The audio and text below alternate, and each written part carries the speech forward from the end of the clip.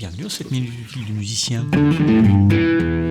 Les amis, aujourd'hui on va parler de Led Zepp et on va voir comment Jimmy Page se débrouille quand il compose un riff pour lui donner un côté blues vraiment important, pour le faire groover, comment ça marche pour groover, aussi comment bricoler avec les mesures, c'est-à-dire changer la métrique, on va voir ça, mais aussi faire des magouilles rythmiques à l'intérieur du riff pour provoquer des décalages qui créent cette envie de jump un peu. Parce qu'un bon riff, c'est un truc qui te fait un peu jumper, un peu sautiller comme ça, qui te donne envie de bouger de la tête, et souvent c'est lié à une ou deux petites techniques que lui maîtrise parfaitement pour composer tout ça. On va prendre un exemple qui s'appelle The Ocean. Ça fait...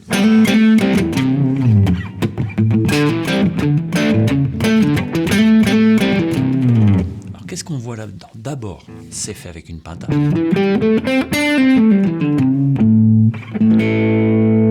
D'accord? Si tu voulais le faire sonner bien rugueux, tu pourrais très bien faire... Tu pourrais faire sonner celle-là à vide avec.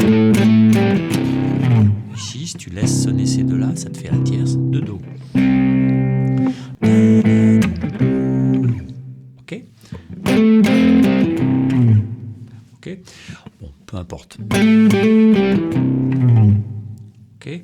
Ici, celle-là, tu pourrais aller chercher ici, si tu veux, le Do. Comme tu veux. Mais comme il faut la descendre après, je trouve que c'est assez facile de faire ici. Ok? Ensuite, on a penta, de là. On a un petit motif qui sert de pédale. D'accord? C'est juste la dernière note qui change. Et là, pour une fois, c'est placé rythmiquement pareil. Ta ta ta ta ta ta. Et ensuite, il va faire. Il y a plein de gens qui débutent et vont dire oh, c'est quoi cette note? Ok, puis après on revient sur la penta. Celle-là, elle n'est pas dans la penta. Donc dans ta penta, tu as cette note-là, il commence par jouer penta mineur. Et ensuite, il joue majeur. Donc si je te le fais tout doucement, ça fait tierce mineur. Ça, c'est ce qui donne le côté mineur à ta penta, c'est que dedans, il y a une note qui s'appelle la tierce mineure. C'est juste un nom. Regarde, elle s'appelle tierce mineure parce qu'elle est située 3 demi-tons au-dessus. 1, 2 et 3. Si jamais il y avait cette note-là, ça serait une tierce majeure. Et ben, c'est précisément celle-là qu'on retrouve ici. Ok, donc un coup il va jouer tierce mineure. Et après il va faire. Et là il vient jouer la tierce majeure. Et ben, cette ambiguïté tierce mineure, tierce majeure, quand on est en impro, quand on fait de l'impro ou même des riffs, ça crée une sensation de blues, parce que un des principes de blues, c'est de faire une ambiguïté entre la tierce mineure et la tierce majeure. Toi, tu t'en fous de savoir que ça s'appelle tierce. Je trouve que c'est quand même très pratique. Mais tierce, ça signifie, est-ce qu'il y a une note qui est 1 ton et demi au-dessus, 3 demi-tons au-dessus, ou est-ce qu'il y a une note qui est 2 tons au-dessus, 4 demi-tons au-dessus? Ça change beaucoup de choses, notamment un peu le sexe de l'accord ou le sexe de ta gamme, c'est-à-dire mineur, majeur. Ok? Donc, ensuite, il y a 2 temps de vide. Et ici, ça repart de façon prématurée. Pa, pa, pa, ba, boum. Donc, tu n'as pas le temps de finir ton 4e temps, là, que ça repart avant. Généralement, les gens vont te mettre un silence à la fin du riff. C'est le cas d'un autre riff. On va voir le B, par exemple, la deuxième partie du riff, du morceau. On met très souvent des silences à la fin du riff. Tu vois, puis à la fin, tu as la batterie. C'est ce qui se passe dans l'autre. Mais dans ce riff-là, il y a un trou, effectivement, mais il n'est pas à la fin, il est en plein milieu.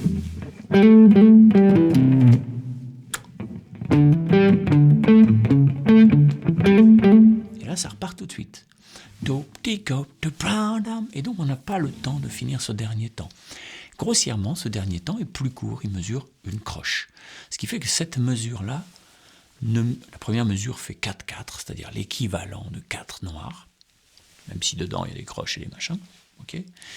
L'équivalent, la longueur, ça fait 4 noirs. Et puis cette deuxième mesure, elle ne fait pas 4 noirs, elle fait 4 noirs moins une croche. Et ça s'appelle un 7-8. Alors je ne peux pas vous expliquer ça là tout de suite, c'est pas le sujet, on s'en fout. C'est juste une magouille. Pour faire tourner tes riffs, tu peux très bien leur enlever une petite croche ou rajouter une petite croche de temps en temps, ou pas une croche, mais un temps.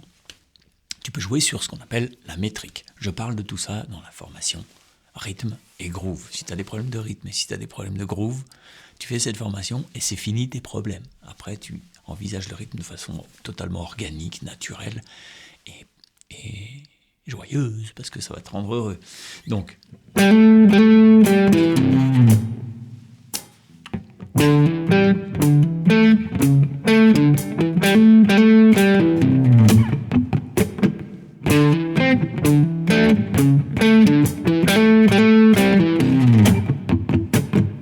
On peut rajouter ça, ou des ghost notes. Quand il reprend le riff plus tard, après dans la deuxième fois ou troisième fois, il rajoute des petites ghost notes comme ça. Mais t'es pas obligé, d'accord? Ces ghost notes, elles sont mises dans le silence, qui est au milieu. Hein.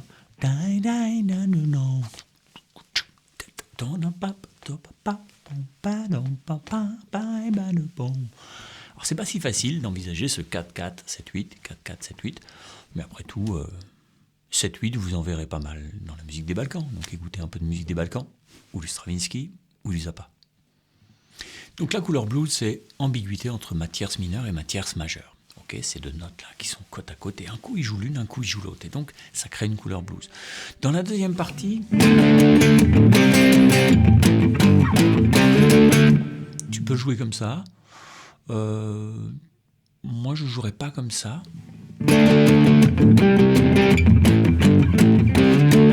Je jouerais plutôt... Parce que là, si je fais la 5, power chord de la, power chord de sol, et là je peux tordre cette note, qui est la septième mineure de la. Okay. Il y a une petite ambiguïté ici parce que ton B, ton riff B,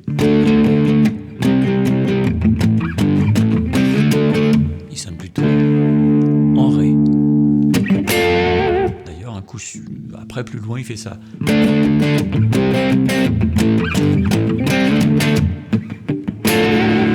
Ok, ça, c'est un petit bout de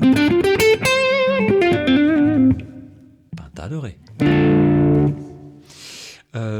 Ici, ce qui fait groover ce truc-là, c'est le fait de piquer certaines notes.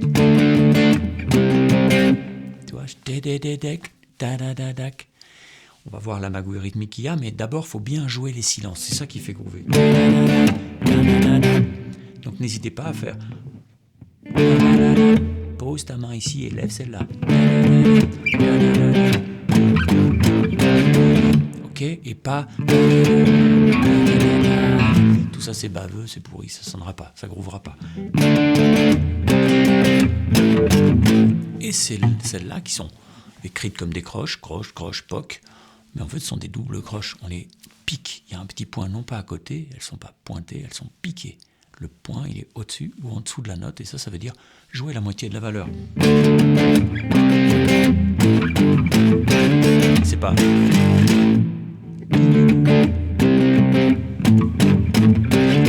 J'exagère un petit peu. Je vous refais comment moi je le ferais.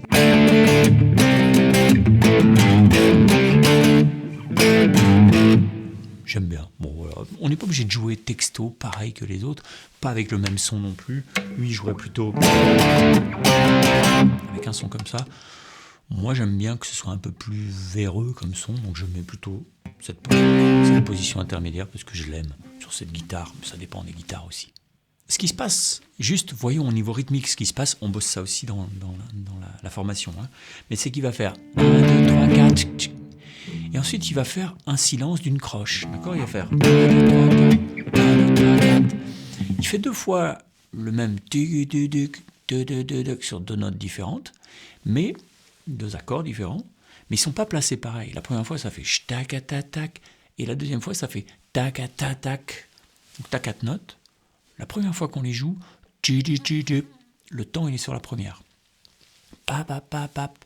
Et la deuxième fois, ça fait pa, pa, pa, pap. Il sera sur la troisième. Ça dépend comment vous voyez, mais... Ok ? Donc, ça, c'est un petit groupe de notes. On va appeler un petit motif qui est décalé par rapport au temps. Donc, si on considère ton motif qui fait 4, tchic, tchic, tchic, tchic, et qui est joué comme ça sur le temps, ben, le coup d'après, il est joué comme ça sur le temps, à cheval sur le temps. Au début, ton temps est là. Et puis la fois d'après, le temps il est là. Ce qui fait que ton motif, il n'est pas joué au même endroit. On retrouve ça beaucoup chez Stravinsky, des motifs rythmiques, des personnages rythmiques. En vrai, la vraie technique qui se cache derrière ça, c'est la technique qu'on appelle des groupes.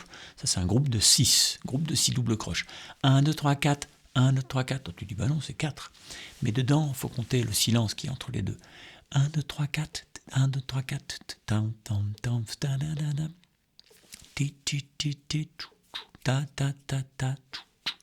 C'est un groupe de 6 doubles croches.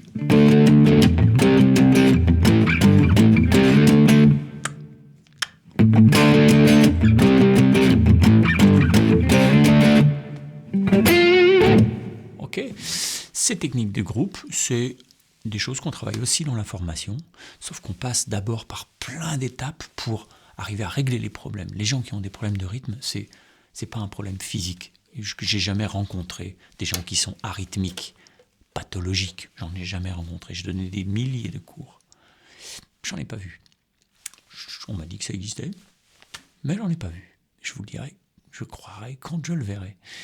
À chaque fois qu'il y avait des cas désespérés, avec des gens désespérés, on a réussi à remettre tout le monde en selle, à cheval cow-boy, parce qu'en fait, il suffit de refaire un éveil. Et cet éveil, souvent les gens jouent déjà pas mal techniquement et puis ils ont un problème de rythme. C'est peut-être votre cas. Vous jouez bien techniquement, vous faites déjà des solos, vous reprenez du Gilmour, du Led Zepp, du machin, du bidule, du Neufler. Et puis rythmiquement, c'est comme ça. Si vous ne vous attelez pas à ce problème-là, cette chose-là va limiter votre niveau global. Vous aurez beau profiter avec les doigts, devenir meilleur avec les doigts. De toute façon, votre niveau global, il sera incrémenté à votre problème favori. Et pour vous, par exemple, c'est peut-être le rythme. Si le rythme ne progresse pas, votre niveau global ne progresse pas. Vos doigts progressent, mais pas votre niveau musical. Donc il faut s'occuper de ce problème. Il faut arrêter de rouler avec le frein à main. D'accord ? T'as beau avoir un moteur plus puissant, si tu as le frein à main, ça ne va pas être optimal. Donc réglez vos problèmes de rythme, réglez vos problèmes de groove, une bonne fois pour toutes en reprenant les bases et en restructurant votre façon d'envisager le rythme dans le corps, par le corps. C'est comme ça qu'on fait dans cette formation. Je vous embrasse. Bye bye. Ciao.